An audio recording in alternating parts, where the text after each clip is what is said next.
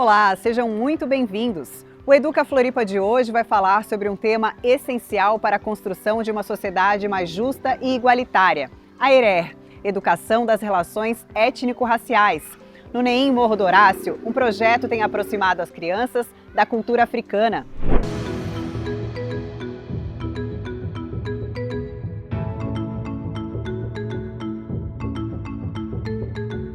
A proposta é estimular a valorização das identidades e combater o racismo desde a infância. As relações étnico-raciais, elas fazem parte da proposta curricular do município, onde os sujeitos envolvidos, e a gente tem um desafio muito grande, né? Que é trabalhar sobre as diferenças. E isso, desde a educação infantil, tem todo um sentido para a gente construir uma nova escola.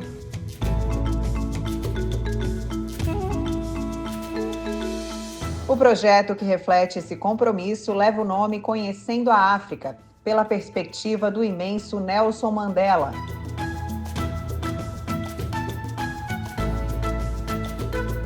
Entre as linhas de estudo que vocês escolheram para trabalhar, uma delas foi eleger personalidades marcantes, né? Ao fim, vocês chegaram ao Nelson Mandela. Qual o sentido aí de apresentar esse líder tão importante sul-africano para eles? Como vocês podem observar aqui no nosso mural, nós escolhemos com as crianças várias personalidades que tiveram uma história fundamental de contribuição para a sociedade, e entre eles o Nelson Mandela, né? Então nós nos aproximamos muito da história de Nelson Mandela, conhecemos no continente africano por causa do Nelson Mandela, toda a sua história, a sua luta, a sua contribuição social, e chegamos também à fauna, à flora, a descoberta da savana africana. Que criança não se encanta pela beleza da savana africana? Com a ajuda de recursos tecnológicos como o Google Earth, eles embarcam em uma jornada do conhecimento.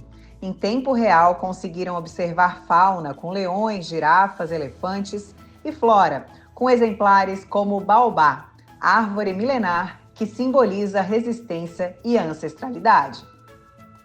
O baobá é essa grande árvore que mora lá na África. O baobá veio do continente africano. Ele tem folhas grandes, uma sombra fresquinha. Sai do micro para o macro, né, da sua comunidade para o continente africano e fazer a visualização de todos esses elementos lá e depois retornar para a sua comunidade, visualizar suas casas. Foi uma viagem lúdica fascinante para as crianças, onde elas visualizaram tudo isso pela ferramenta fácil que nós temos de acesso hoje à internet, né? Então foi fundamental essa pesquisa para as crianças, fazer essa descoberta dessas personalidades que contribuíram, vivenciar pela simulação de espaços, porque nós também podemos trazer esse baobá de lá dessa fauna, esses animais da savana africana e reconstruir eles na unidade com materiais biodegradáveis e materiais reciclados, né? A experiência se tornou ainda mais significativa com a construção do baobá dentro da escola. A fala das crianças para aprender sobre o baobá. Um grande abraço das crianças do Grupo 5 e das professoras. Oi, crianças! Quem aqui quer falar sobre o baobá? NEIM Morro do Horácio apresenta o baobá. O baobá é uma grande árvore. O baobá mora lá da África. Ele tem galho grande. Ele tem coração bom. Tem um coração grande. Sombra fresquinha. Folha branca. Fruta gostosa. Ele ama as crianças. Ele gosta de animais. O baobá é no nosso grupo. Eu amo o baobá. Muito amor. Gabi, tu sabe de que país é o baobá? Da onde? Da África. E onde é que ele mora agora? No nosso coração. No seu coração. O que mora no baobá, sabe? Amor. Amor? O que mais? Abraço. Abraço.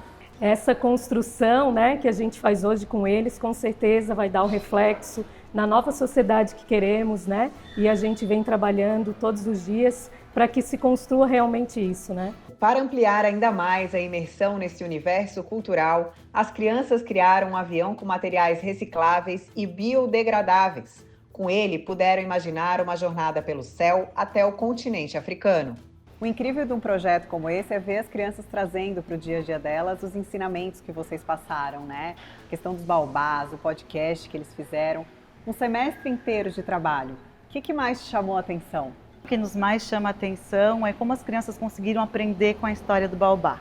O baobá é uma árvore milenar, uma árvore resistente, resiliente, que nos conecta à história da nossa ancestralidade, à história de um povo. Então as crianças aprenderam a questão do respeito, da empatia, a se doar, a questão da amizade. Tudo isso as crianças aprenderam com o baobá.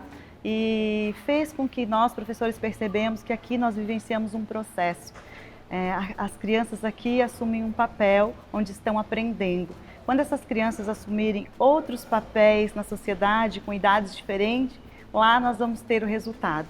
As crianças vão saber diferenciar o que é uma educação de qualidade e lutar por um mundo mais justo, mais empático, onde as crianças possam estar inseridas, serem elas mesmas, assumirem a sua própria identidade, fazendo parte dessa sociedade e olhando para trás, vendo quanto elas aprenderam desde a educação infantil.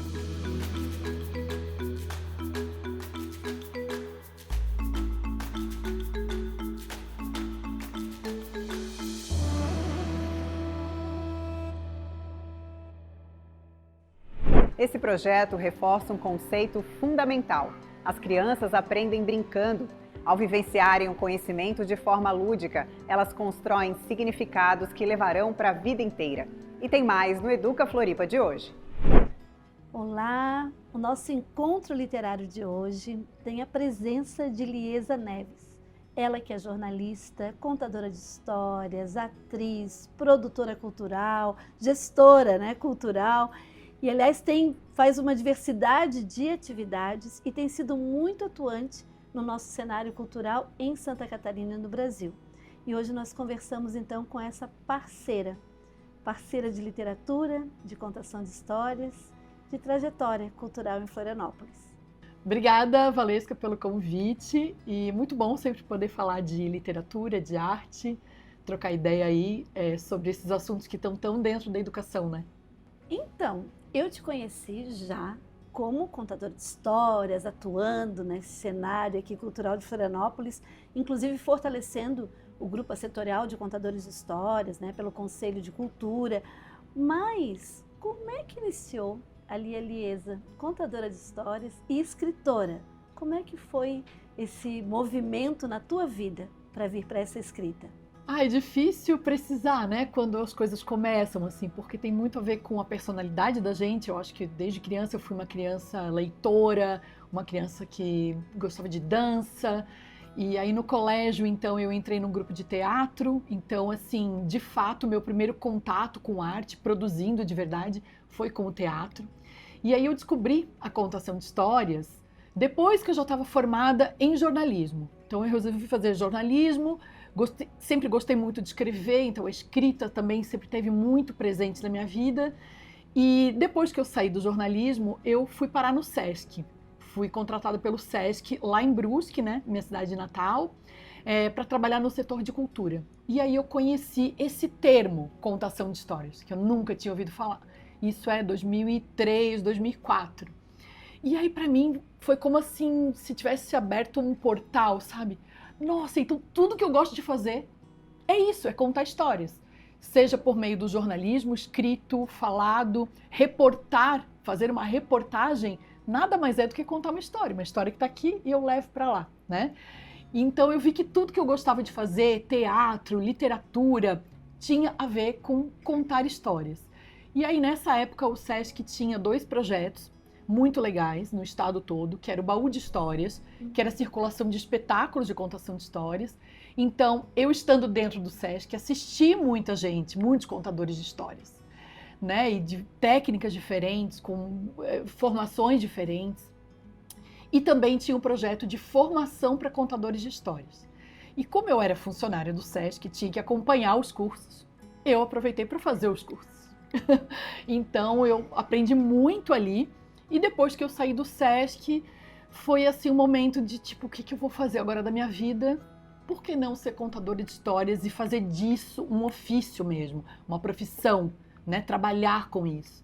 Então eu passei a estudar cada vez mais, um estudo que não acaba nunca, ainda bem, né? Porque sempre abrem novas veredas e, enfim, é muito, muito prazeroso. E passei a montar espetáculos, sessões, a pensar em repertórios que eu me identificava.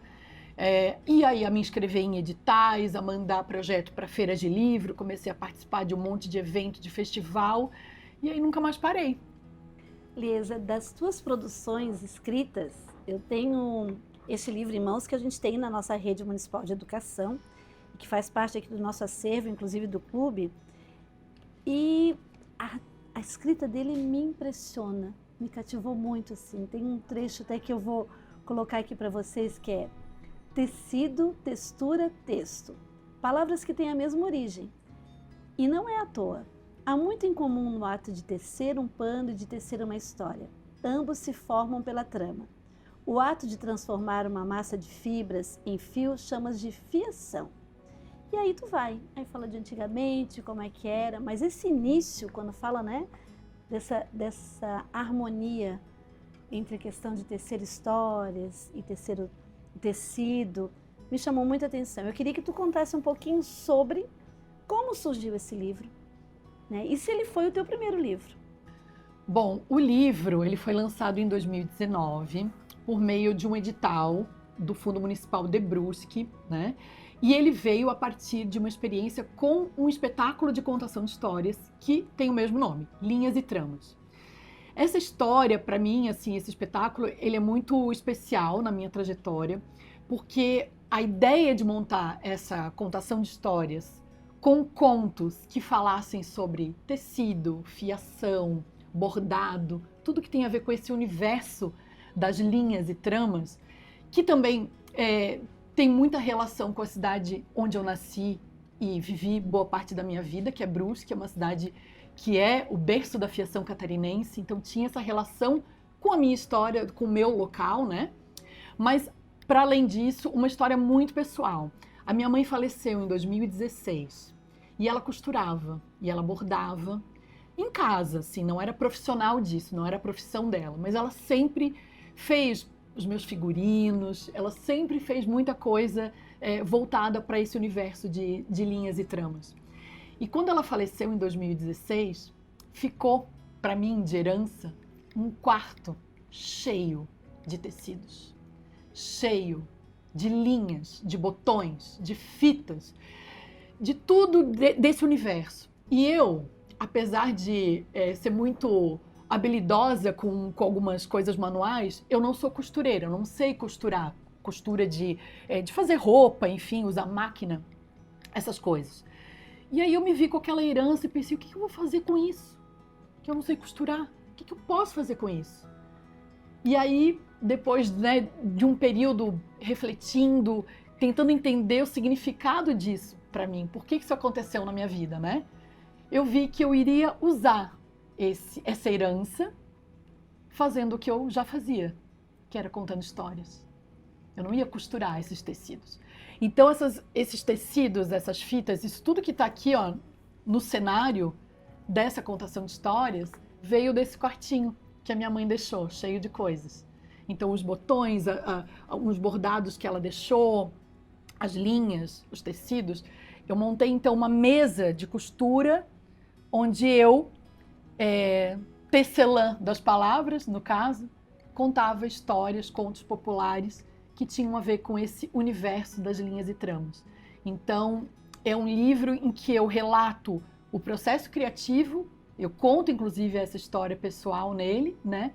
Eu conto então esse processo criativo da escolha das histórias, por que cada conto foi escolhido, o que cada conto traz de simbologia, né? Que os contos populares são tão ricos nisso, e como eu construí, né, esse espetáculo de contação de histórias, e por que eu quis contar essas histórias e contar desse jeito, né? Então, ele é um livro bem especial, mas não é o meu primeiro livro publicado. Eu já tinha publicado 2 livros anteriormente.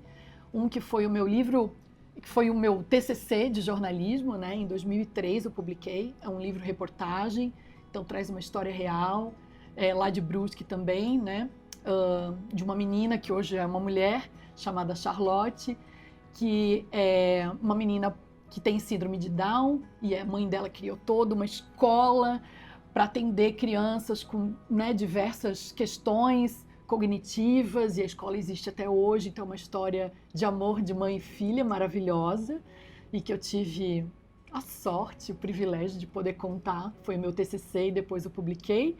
E em 2015 eu publiquei O Passarinha, que é um livro poético, um conto poético infantil, que eu acho sempre difícil, né, a gente categorizar algumas obras entre infantil e adulto, porque eu particularmente adoro ler livros infantis. E é uma história que também vem de uma história real, assim, foi inspirada numa história real de uma poetisa lá de Brusque chamada Angélica Miranda. E eu escrevi essa história no dia que a Angélica fez a passagem dela também. Era uma poetisa maravilhosa que durante muito tempo não mostrava seus poemas para ninguém por vergonha. E quando ela se viu frente a uma doença muito séria, isso ela me relatou, ela disse: eu perdi a vergonha, eu perdi o pudor de mostrar quem eu sou por meio dos meus poemas. Então, quando ela fez a passagem, eu lembrei muito dessa fala dela e escrevi a história de uma passarinha que vivia com um nó, até que esse nó desata e ela pode voar. Então, tudo que eu escrevo, enfim, as histórias que eu escolho contar, elas estão muito ligadas a, claro, aquilo que eu acredito, aquilo que me toca, que me emociona, né? As histórias que eu acho que vale a pena serem contadas. Liesa, quanta sensibilidade. Sim, eu fiquei emocionada, porque na verdade tem essa diferenciação. Na tua escrita, já traz, conta a trajetória, né? Mas diferente de te ouvir falar. E esse teu olhar, né, sensível, trazendo essas histórias, porque nós somos mulheres cheias de histórias. Trazer a passarinha, né, para essa questão de delicadeza, para a linguagem infantil. Na verdade, a literatura que é boa é para todas as infâncias, né? Para a nossa infância também. Muito especial. Mas isso do nó. E eu queria, antes da gente passar para falar sobre outro livro, das produções, como é que foi esse teu diálogo com relação à questão da ilustração? Né? Com essa sensibilidade dessa pessoa poeta, né, poetisa, como é que tu trouxe e como é que foi o teu diálogo com a ilustração nesse trabalho? Bom, a ilustração eu pude contar com uma outra grande artista lá de Brusque, a Silvia Teske, que era muito amiga da Angélica, então ela também tinha essa relação muito pessoal com a história. Quando eu escrevi a história, né, o Passarinho, assim, eu escrevi numa tacada, assim, foi praticamente não editei depois, do jeito que veio, ficou. Ela foi a primeira pessoa que leu, eu mandei para a Silvia e falei, dá uma lida nisso e vê se tu achas que algum dia a gente pode fazer essa história chegar em mais pessoas, né? E aí, um tempo depois, então a gente conseguiu publicar. E a ilustração, de fato, a Silvia, ela é super sensível. Ela fez as ilustrações com lápis de cor, então trazendo também, né, um material que é muito do universo da criança, que é muito acessível, né? Toda criança tem em casa lápis de cor, né? E aí ela trouxe, então, esses desenhos incríveis. O nó, que tá aqui, ó, né? O nó da passarinha, que é tudo muito metafórico, né? Ela trouxe em forma de ilustrações. E a gente fez, então, a capa do livro sem cor, porque as crianças que receberam o livro coloriam. E a gente criou, na época, uma página no Facebook, que existe ainda, que chama Livro Passarinha, onde tem todas as capas coloridas que as pessoas me mandavam. Então, ao longo desses anos, né, volta e meia ainda alguém manda uma capa colorida, e aí fica, cada um tem a sua capa, né? Cada um faz a capa como gosta, assim. Então, a gente fez isso também de o livro também ser esse objeto de criação, né, para as crianças. Que lindo, Liesa. E esse livro, esse aqui eu não conhecia, né? Esse rosa, que bonito, e esse título, A Ciência com Rosto de Mulher. Fala um pouquinho sobre isso. Bom, esse então é o livro mais recente, né, que eu escrevi, ele é de 2022, e ele teve um processo diferente dos outros, né? Os outros partiram de uma vontade minha, de um projeto meu. Esse eu fui convidada a escrever, né? É um projeto de uma equipe aqui de Florianópolis. Então, A Ciência com Rosto de Mulher é um livro de fotografia artística e de textos que partem de entrevistas com 30 cientistas brasileiras, de vários lugares do Brasil, algumas que estão até morando fora do Brasil. E aí elas me chamaram porque elas precisavam de uma jornalista para fazer as entrevistas e depois redigir os textos, mas elas também me conhecem, já tinham visto alguns trabalhos de contação de histórias, de declamação de poesia, então elas se interessaram por esse perfil, né, de alguém que fosse fazer um trabalho jornalístico, mas com pé na literatura, assim, trazendo um texto mais literário. Então foi isso que eu fiz. Ao longo de um ano quase, fiz essas entrevistas, tudo por videochamada, e a partir delas, então, criei os textos. Então tem vários tipos de texto também ao longo do livro. Tem um conto, que é tipo um conto de fadas na abertura, que é o encontro de uma personagem, uma heroína, com a ciência, né? Essa ciência que tem o rosto de mulher.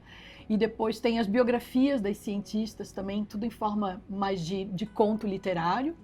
Tem dados estatísticos também sobre a inserção das mulheres no mercado de trabalho das ciências, né? Que aqui a gente abordou as chamadas ciências duras, né? Que seria nas áreas da química, da física e da biologia. Né? Porque ciência foi a primeira pergunta que eu fiz para a equipe quando me chamaram. Eu falei, tá, mas de que ciência a gente está falando? Porque ciências humanas também são ciências, né? Ciências políticas também são ciências. E a gente sempre traz essa visão de que cientista é aquela pessoa de jaleco que trabalha num laboratório, né? Mas o recorte, então, do livro foi em cima dessas ciências, né? E foi um prazer conhecer essas mulheres incríveis, todas elas muito apaixonadas pela ciência. No momento, a gente estava ali em 2022, ainda, né? Saindo da pandemia, então, ver tantas mulheres apaixonadas, sabe, fazendo aquilo com tanto gosto e ressaltando tanto a importância da ciência, foi muito legal. Pessoalmente também foi uma experiência incrível. Ai, que alegria te receber. Então eu gostaria de saber quais são os futuros projetos agora. Como é que está a Liesa para esse ano, 2025? Tem produção literária, produção cênica? Como é que estão aí os projetos? Bom, a vida do artista autônomo é sempre uma incógnita, né? A gente não tem muito planejamento de como as coisas vão ser ao longo do ano. A gente vai vivendo de acordo com os projetos que vão vindo, sempre buscando coisas, né? Mas a gente tem muitas possibilidades de trabalho, então algumas coisas a gente já sabe que vai acontecer aí nos próximos meses, né? Algumas apresentações por alguns editais do Estado. E tem um projeto de literatura que está, assim, no forno, que é um livro infantil, a partir também de uma história de um conterrâneo meu de Brusque, o Edino Krieger, que foi um grande maestro compositor de música erudita do Brasil, nascido em Brusque. A gente tem muito orgulho de falar disso, né? E eu conheci o Edino, ele faleceu agora no final de 2023, já bem velhinho, assim, mas sempre muito lúcido e uma pessoa muito inspiradora. Então eu conto um episódio da vida, da infância do Edino, nesse texto, e como pano de fundo eu trago informações sobre patrimônio imaterial de Brusque nos anos 30, que foi a época que o Edino era criança em Brusque. Então, como era a escola naquela época, como era a religiosidade, como eram as brincadeiras das crianças, como eram os costumes, né, de fazer comida em casa, receber as pessoas para comer, para fazer uma geleia, né, que lá a gente chama de mousse. Então, essas características da cidade enquanto patrimônio material, elas também estão presentes nesse texto. E a ideia dele ser publicado, então, também com ilustrações que remetem a essa questão da textura, do texto e dos tecidos, né, que é muito peculiar em Brusque. Então, o plano é que as ilustrações sejam todas bordadas. Não por mim, infelizmente, não tenho essa habilidade nem essa paciência, mas temos ótimas artesãs que fazem trabalhos maravilhosos com bordado. Então a gente vai fazer essa parceria para o livro ter o meu texto, a história do Edino, da cidade, junto com esses bordados. Então é o plano para esse ano.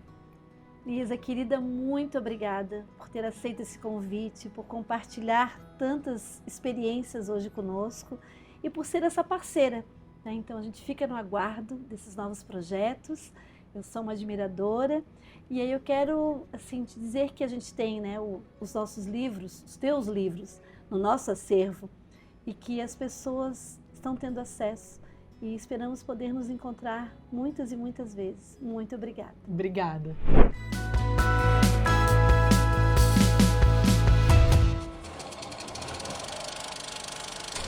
A minha dica de hoje são 2 filmes que são diferentes, mas que se relacionam entre si, que são os filmes Turma da Mônica Laços e Turma da Mônica Lições. Esses filmes, eles são muito importantes até para a história do cinema brasileiro, porque eles são os primeiros filmes a conseguirem fazer uma adaptação no chamado live action, ou seja, adaptação com atores reais dos personagens da Turma da Mônica, os personagens criados pelo Maurício de Souza há várias décadas. E o que acontece? Esses filmes, principalmente o primeiro, que é o Turma da Mônica Laços, ele tinha esse desafio de conseguir transpor esses personagens, que são personagens extremamente queridos e são personagens que já estão enraizados na cultura brasileira, e transpor eles para a tela grande, né, através como eu disse, do processo de adaptação por live action. Além disso, esses filmes eles também tinham o desafio de apresentar esses personagens para possíveis novos fãs, ao mesmo tempo em que eles prestariam uma homenagem àqueles fãs que cresceram lendo os personagens da Turma da Mônica. E o filme consegue fazer isso. É um filme que é extremamente divertido, é um filme que é extremamente alegre, é muito colorido também, o que remete às histórias em quadrinhos, ao mesmo tempo que é um filme que apresenta pra gente algo que parece novo pra gente, algo que parece diferente. E tem um motivo para isso, porque por mais que esse aqui seja um filme que está adaptando os personagens do Maurício de Souza, ele não é baseado numa história criada pelo Maurício de Souza. Na verdade, ele é baseado numa história que foi publicada num selo aqui no Brasil chamado de Graphic MSP. A proposta desse selo de publicação de quadrinhos era trazer quadrinistas que já estavam atuando em outros gêneros, em outros personagens, em outras histórias, e fazer com que eles dessem a sua visão para os personagens da Turma da Mônica. E aí em 2013 foi lançada a HQ Turma da Mônica Laços, que foi assinada pelos irmãos quadrinistas Lu e Vitor Cafage. E é uma HQ que conta a história, que é a mesma história que foi transposta para o cinema depois, do grupo de amigos que precisa passar a noite fora de casa porque eles estão em busca do Floquinho, o cachorro do Cebolinha que fugiu ou que foi sequestrado, eles precisam descobrir isso. Então é uma história que trata de amizade, é uma história que reforça esses laços de amizade entre eles, ao mesmo tempo que é uma história que traz esse clima um pouco mais nostálgico, porque ela se assemelha muito a filmes dos anos 80 como Os Goonies, por exemplo. E essa história foi adaptada para o cinema pelo Daniel Rezende, que também foi responsável pela direção da sua continuação, que é o Turma da Mônica Lições. O Lições eu ainda considero um filme até mais maduro, por ser um filme que consegue colocar os seus personagens numa situação que faz com que eles fujam da sua zona de conforto. Porque no Lições, que foi lançado em 2021, a gente vê esses personagens precisando ser separados um do outro. Ou seja, cada um é enviado para um lugar diferente, uma escola diferente, e eles não estão mais tendo contato um com o outro. E aí o que o filme propõe para a gente é essa discussão a respeito da ideia de quem são esses personagens quando eles não são mais a Turma da Mônica. E aí, a partir dessa separação, eles precisam passar a entender quem eles são como pessoas, não em relação a um grupo, mas sim em relação a eles próprios. Então, são 2 filmes sensacionais, são 2 filmes muito divertidos e são 2 filmes que servem tanto para as novas gerações, para quem está conhecendo a Turma da Mônica só agora, quanto para pessoas como eu que cresceram lendo esses personagens. Então fica aqui a minha dica do Turma da Mônica Laços e Turma da Mônica Lições. A educação das relações étnico-raciais é mais do que conteúdo escolar, é ferramenta de transformação social. Ao incentivar esse aprendizado desde cedo, ajudamos a construir uma sociedade mais justa, digna e antirracista. Espero você no próximo Educa Floripa. Até lá!